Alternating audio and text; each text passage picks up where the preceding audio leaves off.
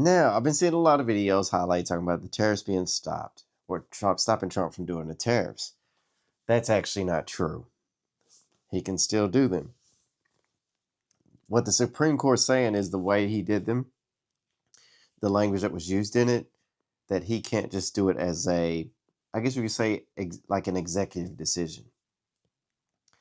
And 6 out of the 3 Supreme Court judges ruled it that way, which is interesting because mostly conservative, and that used to be a big complaint back in the day.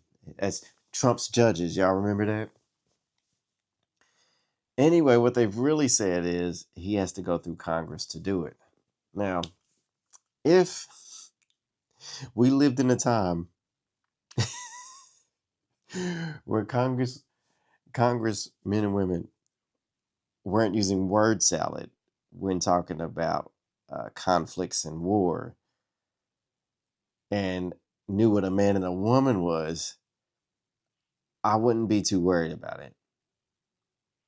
But unfortunately, the world we live in today, in the U.S. politically, and in some parts of other Western countries, is the left is they're not exactly doing things that's in the best interests of the working class people.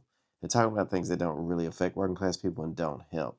And this is one of them. Because what they're really saying, Congress is going to be funky. And all they're really doing is putting the power back in the hands of countries that had it. They get to take advantage of America again, when you think about it. Because I don't see how that decision actually helps Americans. I just don't. Because that means manufacturing is not going to come back. Any work, everything's still going to be produced overseas that might have possibly and was starting to come back to the U.S. I don't see how that's good for Americans, to be honest, especially when work's going to countries that don't have the same labor laws, if we're going to be honest. Let's think about it. It's now up to AOC, Gavin Newsom, really? Gretchen Whitmer? Really? It's not looking good for America. Yeah. As not, I don't think this is a good thing. And then it sets a precedence for presidents in the future. So at this point, the question we need to be asking now is, if this is the case now, which it is, then shouldn't we be blaming Congress if it doesn't work? How can we then blame the president?